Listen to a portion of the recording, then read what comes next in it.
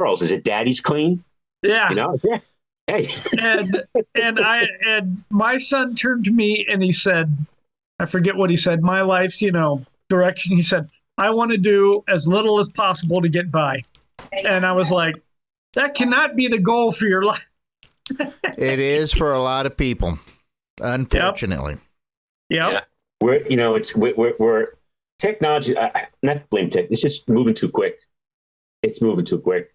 I remember when I can still remember the commercial for the T-130 Texas Instrument with William Shatner.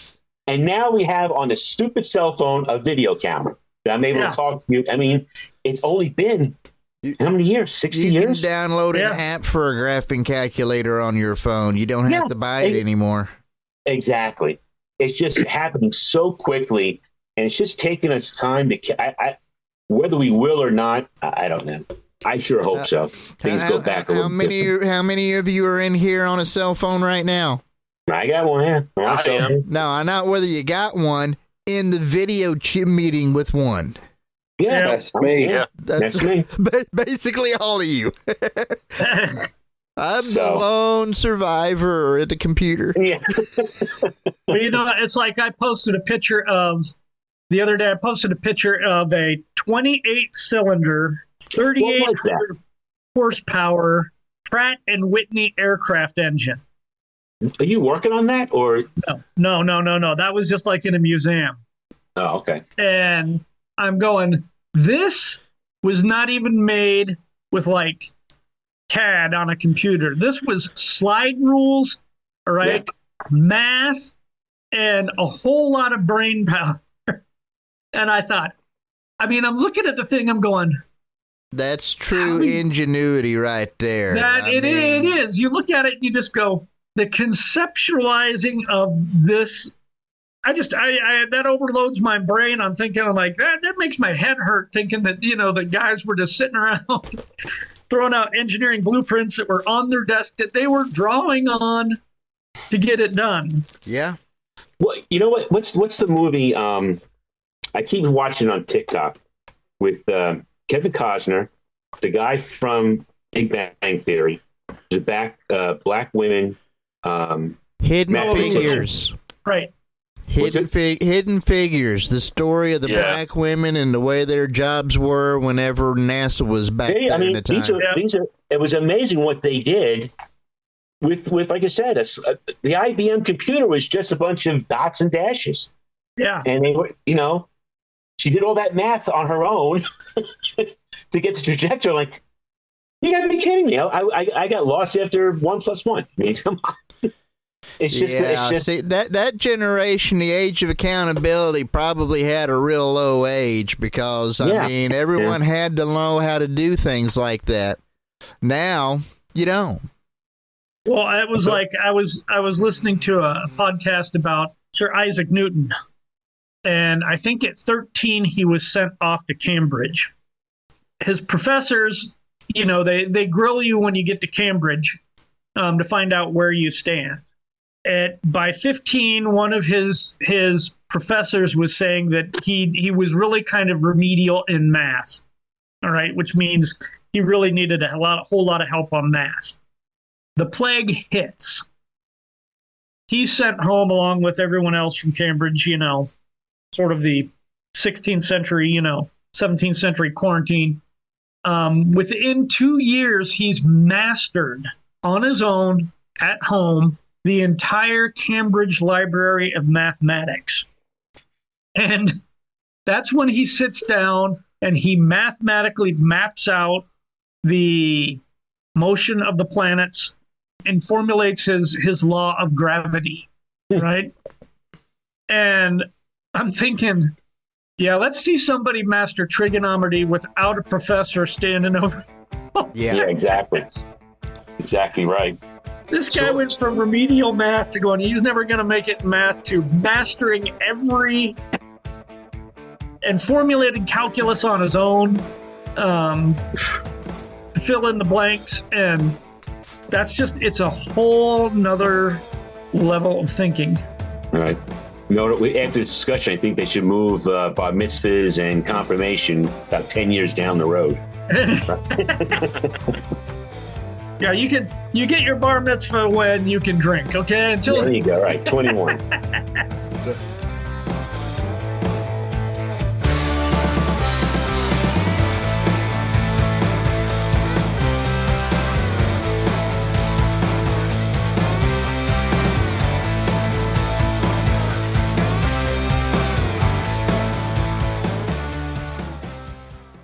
This is Misunderstood Subculture Correspondent Tech Roo, and you are listening to Mojo 50 Radio. You're listening to a kangaroo. No, really, you are. Stay fuzzy. Politics and the two controlling political parties are destroying America. Both parties have spent your tax dollars with reckless abandon. Both parties are more beholden to party leadership than we, the people that they represent. Both parties value power above all else. Neither party respects the limits of the U.S. Constitution. The U.S. Constitution made this country great, and it's the U.S. Constitution that is the answer to our political woes. Forget the two ruling political parties and register as a constitutionalist. Support the U.S. Constitution, the just and moral society it creates, and not the two-party system. Join the only national political party that stands for the founding principles of the U.S. Constitution. Learn more, join and support the Constitution Party at constitutionparty.com or your state's Constitution Party website.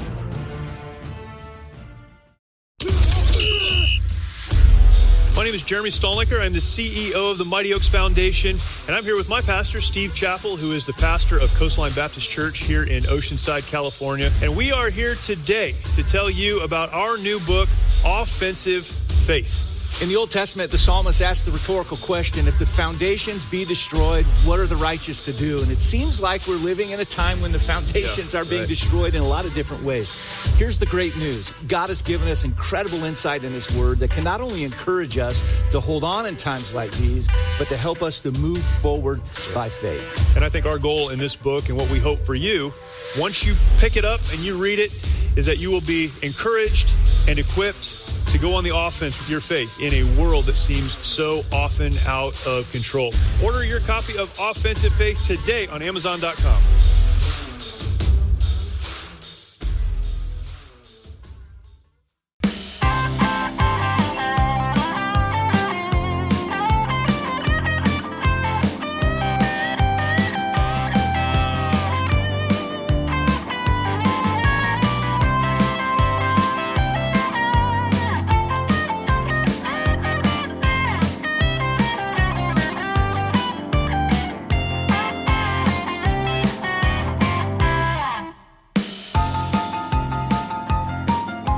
So I guess the question would be that I got right now then, further back you go in time, what do you think some of the youngest ages of being held accountable would be?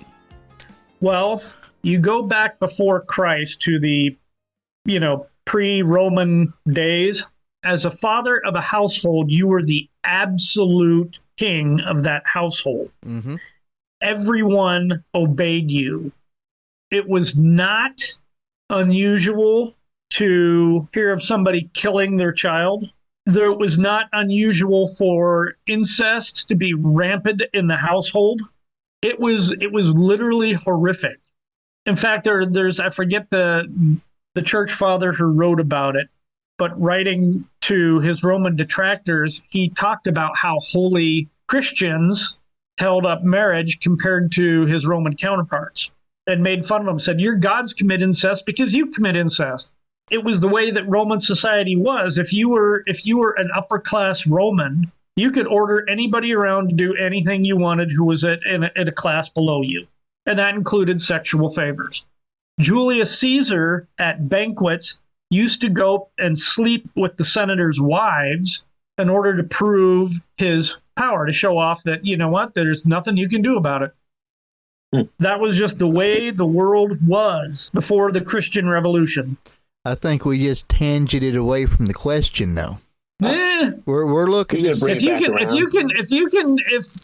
you can kill your own child by the time that they're getting the age accountability and ticking you off, they had either better learned to suck up and hide their machinations deep enough, or, you know what, it was, there you go, son, you just won a Darwin Award, you know? Well, how old was David when he was being a shepherd to the sheep, to his flock? He had to be young, right? Yeah. I mean, he was, 14 whenever he slayed Goliath, so. Yeah. He had to be younger, much younger than that, to have that responsibility of.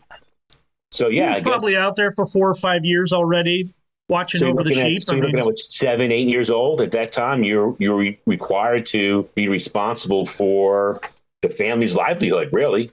Yeah, I think St. Patrick was what? He was kidnapped around 11, 12 years old, taken to Ireland, and the job he was given was shepherding sheep, which was out in the middle of nowhere, you know, with the elements. You know, you had to defend the sheep, and you did this on your own. You know, in a couple of weeks, you'd come back to the tribe, but until then, you know, that's it. You're out there on your own. So to answer your question, Kinsey, probably about 7, 8 years old in antiquity times. Yeah, that's what I was going to go to, because Mike Winger was actually kind of going through a little bit on the through Kings and stuff on this, because the book of Kings in the Bible along this, because you got mentions of young kings and they were doing what God saw as evil. Right. So I mean, okay, Manasseh, you can make the case that this might not be the best example, but he ended up being king at the age of 12, and the reason it might not be the best example is because, you know, it said that he reigned for, you know, over 50 years in Jerusalem and done what was evil in the sight of the Lord. Okay, let's narrow it down a little bit more. Josiah was 8 years old whenever he began to reign. He done what was good, but that's still reigning for 30 years. Yeah. So, King Tut how old was King Tut when he became Pharaoh? Well, I'm going to go back another one. Jehoiakim. Anybody recognize that name in the Bible? Yep. Jehoiakim was 8 years old when he began to be king, and he done what was evil in the sight of the Lord. Now, the reason he is such a good example on whether or not you think that, you know, the judgment of God having him doing what is evil and how young the age of accountability may be, when he reigned 3 months and 10 days. Yep. And a lot of people recognize that name for some reason as being a king. And according to this piece of scripture over here in Chronicles, 2 Chronicles 36, that's not even 4 months of a reign for a king. So he would have still been at that age of 8 whenever God recognized him as doing things that was evil. Evil, right. Wow. So, can't imagine today's 8-year-olds being kings of countries. King of the playground. So, yep. That's about it. King of the hill. That's it. Well, even back in grade school, you knew who the bad seeds were, you know, in your class and everything. The bullies and the what have you. You all knew them. Yeah. Everybody did. Imagine it's one of those kids getting power 8 years old. Lord of the Flies. Yep, exactly. So I think what we've established is the age of accountability, depending on the child, can happen like horrifically early. Right. Agreed. Yeah, depending on the child. I mean, this all kind of, I guess, is in play with depending on whatever the conditions and stuff that they have with, because you got all kinds of, you know, learning disabilities and mental conditions and everything as well. And I think that plays just a big of a part in anything of it as well as anything else. If we're going to go off to it as just a basis of knowledge of what's good and evil and everything, I mean, at some point, even if nobody teaches you right, I mean, don't you still have to end up being accountable by the time that you would have what people would consider to be general revelation? Yeah, I think there's definitely a point, you know. I mean, I can remember as far back as like in middle school having talks about God here or there, but that was such a distant subject, I think, for most of us. It was really just sort of stupid talk. And like I said, it was in that age that I got confirmed. So All right. Well, do you think we could go any further with this? Anybody got anything else left that we